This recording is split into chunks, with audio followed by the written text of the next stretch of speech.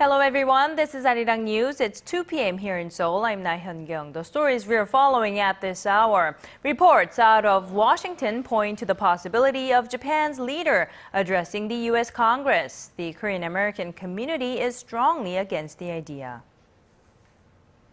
The U.S. Federal Reserve drops the word patience from its policy statement, giving the strongest signal yet that it will soon raise the nation's key interest rate. And at least 19 people, most of them tourists, are killed in a gun attack in Tunisia. At least 2 suspects are still on the loose.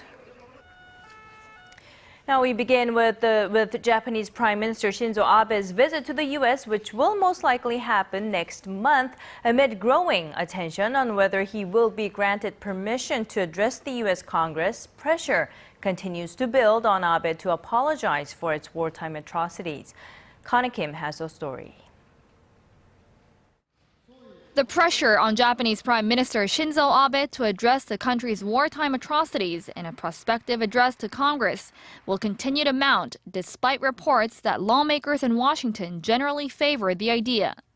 But House Speaker John Boehner, who has the sole authority on whether or not to invite Abe, has yet to make a decision on the matter. If Abe is allowed to give the address, some U.S. lawmakers are likely to demand that he devote a portion of his speech to apologizing for Japan's wartime atrocities. At the forefront of this movement is Representative Mike Honda, whose 2007 House resolution called on Japan to apologize for its wartime system of sex slavery. Honda said the opportunity to address Congress would be a high privilege for Abe and called on him to use the podium to acknowledge that Japan systematically kidnapped women and girls during war and apologize for its actions. He may refer to the Kono statement, but let's be real clear. Kono's statement was done by Deputy Secretary of the Cabinet. He is not the leader of the country.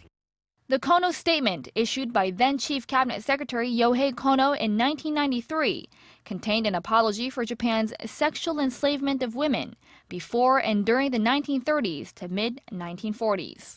But with concerns Abe will use the speech to promote Japan as a peace-loving nation post-Second World War, many Korean American organizations are campaigning against giving Abe such a high-profile stage. In 2006, former committee chairman Henry Hyde put a halt on then-Japanese Prime Minister Junichiro Koizumi's drive to address the Congress amid strong protests by civic groups. Kim, ARIRANG News. A group of South Korean businessmen crossed the border on Wednesday to discuss Pyongyang's unilateral wage hike for North Korean workers at the Inter-Korean Kaesong factory zone. Seoul remains firm that government-level talks should come first before any decision is made. Hwang Sung-hee reports. Although North Korea rejected a petition from the South Korean companies, the South Korean businessmen say Wednesday's talks in Kaesong were quite productive. We delivered vivid stories from the company's perspective, at least 10 times more than what was written on a one-page petition. The rare day trip comes after North Korea demanded a unilateral wage hike of around 5% and a revision of regulations last month. South Korea says the issue must be settled through inter-Korean dialogue. The government thinks it's appropriate for North Korea to come to talks as soon as possible to resolve issues regarding the management and improvement of the Kaesong complex through government-level talks. With North Korea refusing the offer, 14 South Korean businessmen met with Park Chul-soo, the North Korean official who oversees the management of the business park, to urge Pyongyang to engage in talks. We asked North Korea to consider the fact that many companies have nightmares about the suspension in 2013, and that it should engage in government-level talks swiftly. The businessmen described Wednesday's talks as amicable, adding they will hold similar meetings in the future. The joint business park, where some 53,000 North Koreans work at 125 South Korean factories, is the last remaining link of inter-Korean economic cooperation. The South Korean government, companies, and experts all say that another shutdown of the business park will not be in North Korea's interest. However, many are keeping an eye on a planned anti-Pyongyang leaflet launch next week and whether it will influence business operations at the Kaesong Industrial Complex. 황상희, 아리랑 뉴스, 파주. A U.S.-based civic aid group sent large amounts of rice to North Korea this year. Voice of America reports Thursday that the Los Angeles-based New Asia Foundation for Education and Culture shipped to North Korea some 2 million portions of a special kind of rice infused with extra vitamins and minerals. The shipment was made on 2 separate occasions in this year alone. The report said the group has provided a total of $23 million worth of rice and baby food since 2007, including some $3 million worth last year. Now, China is being coy about speculation that Chinese President Xi Jinping could hold summit talks with North Korean leader Kim Jong-un in Moscow in May when the two leaders attend a World War II memorial ceremony hosted by Russia. A spokesman for China's foreign ministry said Wednesday that Beijing has no information to share about a possible first meeting between the two leaders. The Kremlin has announced that Kim Jong-un will travel to the Russian capital for the ceremony, but Pyongyang has yet to confirm this. As for President Xi, Beijing has confirmed that he will be there for the ceremony on May 9th. Now, it was an unexpected attack at a popular museum in Tunisia. 19 people were shot and 17 of the victims were foreign tourists. No group has claimed responsibility yet, but there is suspicion that it might have been the Islamic State militant group. Our Kwon So-ah reports. What was supposed to be an enjoyable visit to the museum ended in a bloodbath.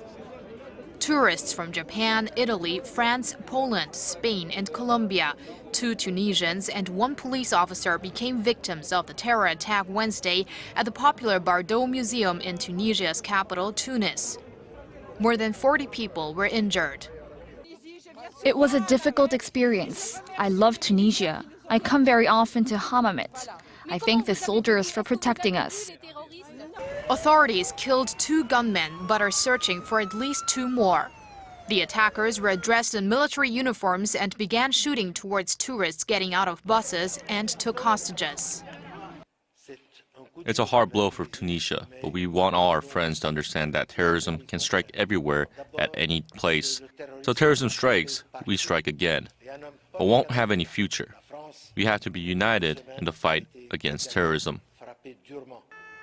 The incident occurred at a moment when the Tunisian parliament, located very close to the museum, was discussing an anti-terror law. It's not yet known who was behind the attack or what their motive was. But suspicions have naturally fallen on the extremist group that calls itself Islamic State. Authorities estimate that about 3,000 Tunisians have joined fighters in Iraq and Syria in recent years. Tunisia's prime minister said the attack was designed to destroy the nation's economy as it is largely reliant on tourism. The country has been seen by many as the only success story of the pro-democracy Arab Spring movement, but it has been struggling to make much economic progress. The incident was immediately condemned by international leaders, with many calling it a deplorable and cowardly attack. Kwon So-ah, ARIRANG News. Israel's election results appear to have strained ties between the U.S. and Israel even further. The White House openly criticized Prime Minister Benjamin Netanyahu's unexpected victory, saying his position on the Palestinian matter could hurt Washington's support for Jerusalem at the UN. Son Jung-in has more. The surprise victory has stoked concern in the international community. The White House, which had remained silent since the election, gave its first public response on Netanyahu's triumph Wednesday, saying a new rift has opened between U.S. and Israeli leaders. White House Press Secretary Josh Earnest said Washington would have to reevaluate its position on the Israeli-Palestinian conflict in the region, saying that it has been the U.S.'s policy for more than 20 years to seek a two-state solution in resolving the issue. His comments came after Netanyahu had promised in the final hours of campaigning not to allow the creation of a Palestinian state while he is in power. After the victory, Netanyahu's Likud party said it would work quickly to form a new coalition government within 2 to 3 weeks. Ernest added that the White House was deeply concerned that the Likud party was seeking to marginalize Israel's minority Arab citizens. On the election day, Netanyahu had issued a warning in a Facebook message to voters in his party that left-leaning parties were on the brink of toppling the Israeli government by busing Arab Israeli voters to the polls, saying that the Arab voters are coming out in droves. While Secretary of State John Kerry has called Netanyahu to congratulate him on the victory, President Barack Obama has yet to reach out to him. 손정인, ARIRANG News. In the year 2012 for Korea was at its record high. All of the day's important events close to home and around the world. Join Laah Hyun-kyung live from Seoul. Shopping market thinks the true meaning of creation shines through. As a follow-up to President Park's recent Middle East tour, the government has pledged $4.5 billion to support Korean businesses seeking investment development projects in the region.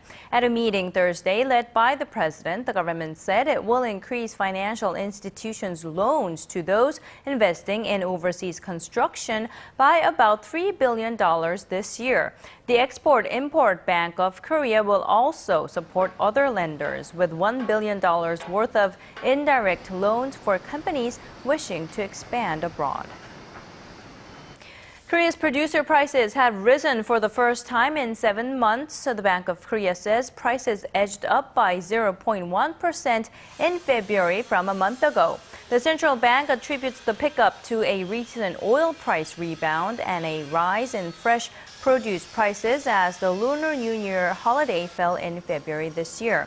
The price of benchmark Dubai crude soared more than 20% last month from the previous month. However, experts are skeptical as to whether the rally will continue amid growing expectations about a rate hike by the U.S. Fed and a recent decline in oil prices.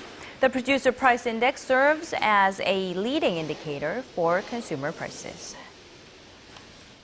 Now, Samsung Electronics' presence in the local stock market has jumped to one of its highest levels this year amid rising expectations for its new Galaxy S6 smartphone. According to market researcher FN Guide, the tech giant's market capitalization came to $199 billion as of Wednesday, making up over 18% of the local bourse.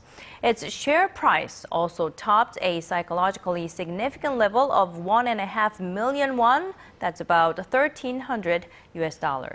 Samsung's share price has risen 13% over the first 2.5 months of this year, well above the market average of about 5%.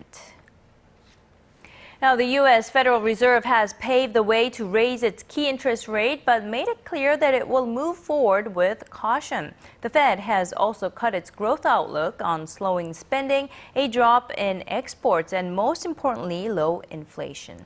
Song Ji-sun has the details.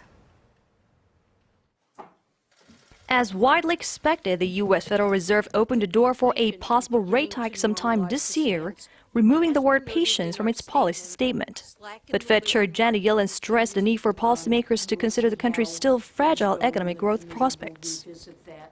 Today's modification of our guidance should not be interpreted to mean that we have decided on the timing of that increase.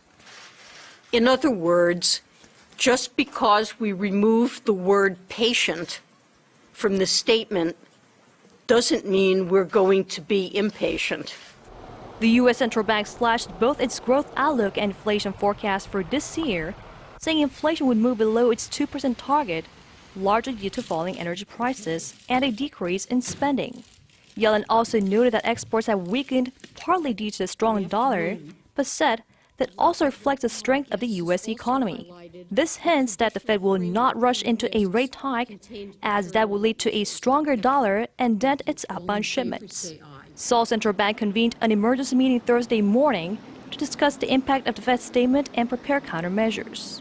The market consensus is that the impact on Seoul will be limited, and fluctuations in the global financial market will be more contained, as the Fed stressed a more cautious approach in light of the impact of its stronger dollar. Song Ji-sun, ARIRANG News.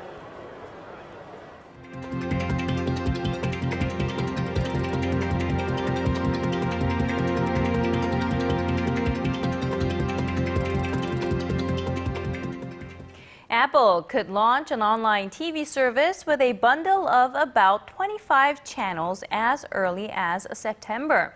The Los Angeles Times reports Apple is in talks with broadcasters such as ABC, CBS, Fox, and ESPN on the plan. The company, most famous for its iPhones, is also known to be carrying out negotiations with major U.S. movie distributors like Disney. With a price tag of about $30 to $40 a month, the new service is expected to be available across all Apple devices powered by its iOS operating system. Now, Starbucks will launch a trial delivery service starting in the second half of this year, but it will only be limited to 2 regions. One will be the city of Seattle, where the coffee chain giant is headquartered. Starbucks will partner with the delivery startup application Postmates to transport customized coffee drinks and pastries, orderable and trackable via its very own smartphone app. The second test hub will be the Empire State Building in New York City. Employees from a Starbucks outlet located within the tower will hand deliver the goods to employees who work there. Now, South and North Koreans use the same language, but decades of division and internal cultural changes have made it increasingly difficult for them to understand each other's dialects. It's a hurdle many North Korean defectors have to overcome, but this smartphone application that we're about to show you might be able to help. Kim Young-gil tells us more. These young North Korean defectors are taking on a new language. They're learning to speak like a South Korean. Surprisingly, these students and many like them say one of the biggest problems they face is the language barrier. It was like people were talking to me in a foreign language, so I was too embarrassed to ask my friends what the words meant. I felt alienated. According to a 2012 study by the National Institute of the Korean Language, North Korean defectors understand only half of the language used in South Korea. To help them overcome these communication issues, Tay Worldwide teamed up with local nonprofits to develop a smartphone app called Univoca. It's a South Korean, North Korean translator and dictionary. We realized late in the game that young North Korean defectors would have problems reading school textbooks and solving questions due to differences in culture and dialect. This app will give North Korean students the courage and motivation to learn, as it also offers some privacy while they study. Teachers hope the app will help bridge communication between South and North Korean students and make resettlement a little easier for defectors in the South. Kim Young-gil, ARIRANG News.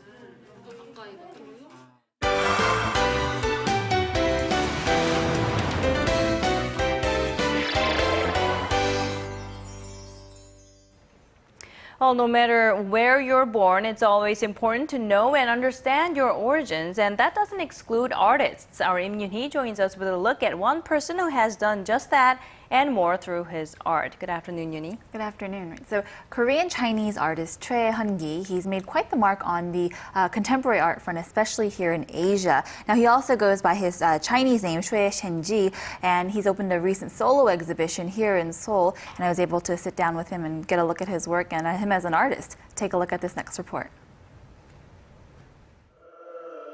For most in this world, white is white and black is black.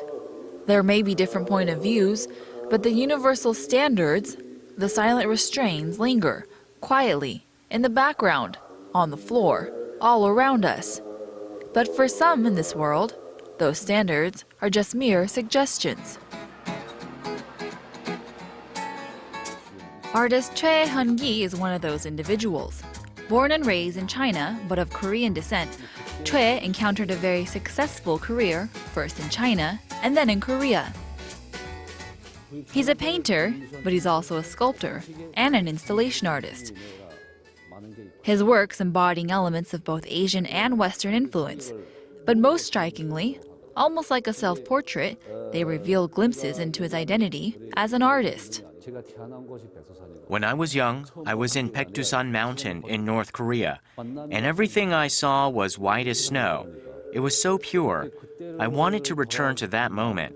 So I started making these artworks. And interestingly, they started revealing my background. Through my art, I found my Korean identity. Choe's heart beats to a different rhythm. He refuses the ideas written out by other figures in this world, figures who capture the attention of millions of others. Instead, for this artist, it's important to maintain a pure and steady heart so that he can remove previous notions and customize his own world. Like the Mona Lisa, a figure believed to be the image of beauty in the mainstream world, but for Choe, it's a chance to challenge the idea and create something new. And while numbers were once believed to be non-negotiable, for Choe, they're yet another opportunity to find his own identity as an artist and as an individual. I drew this character for 10 years, but there came a point when the letters started resembling sperm. I realized that instead of thinking and planning, I create and look back later. That's my process, and it also became my philosophy, to follow my primal instinct. Now it's something I apply to other things as well, to preserve that original purity. I made this with silicone, and then silicone became an object of interest, along with other aspects of my art, allowing me to find my creativity and go against the grain of tradition. Distinct scribbles, stark color contrast, and a bit of the abstract. Choe has succeeded in creating his own identity. He's left his mark on this world, inspiring others to want to do the same, but of course, in their own unique way. He let you do that, right? I was shocked when he actually asked me to do that. So he said that that's actually part of the art. So he's done this for the past, he started 20 years ago, and he invites certain guests to write their names or make their mark on his artwork, this piece which he calls a self-portrait. And so he said that contributes to the artwork because right now he looks back to those signatures that were put there 20 years ago, and he says those are the lives that he crossed paths with, and he wants to do this again. And he said 20 years down the line he wants to look back again and sort of recall the names and the people he met here as well. So he's a painter, he's a sculptor, he's also creates some installation work, so he's many things. Right. So you saw in the report just a while ago that he used a silicone, which he said really changed the game for him. He said when he was first originally just painting, he kind of got bored of art, but then he discovered these modern materials and it sort of opened a whole new door, and so he really started exploring more in that direction. So he does use a lot of silicone in his work. If you go to the gallery, you'll see he also uses epoxy, so he takes very unique approaches to very industrial elements.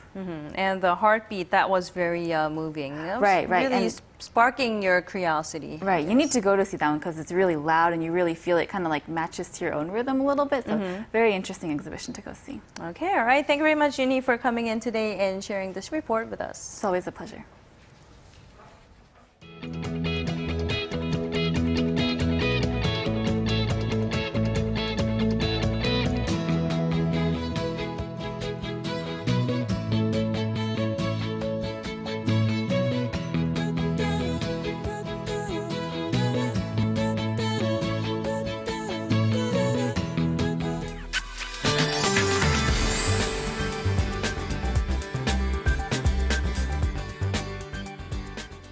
Hello, I'm Michelle Park here with the latest weather forecast. Even after the rain we had yesterday, it's unseasonably warm for this time of the season, and I guess that's a sign of that spring is truly here. Now, most of the readings across the country will be lingering near the 20 degrees, with Seoul at 20 degrees Celsius, which is about 8 degrees higher than the seasonal average. But for as the mild temperatures are, there are still huge gaps of roughly 10 degrees between the mornings and nights. So make sure to have an umbrella to keep you, cardigan with you to keep you warm. Now the sky is relatively clear here in the capital. However, the southern regions are under partly cloudy skies along with some fog, so it will be gray throughout the rest of the day. Now to our readings for today. Seoul will peak up to 20 this afternoon, while the southern regions such as Gwangju and Busan will top to 19 and 16 degrees. Moving over to other regions, Jeju-Wan은 gets up to 15, while Dokdo and Mangkeungang both top to into the teens. Well, that's all for now. I'm Michelle Park, and here's a look at the weather conditions around the world.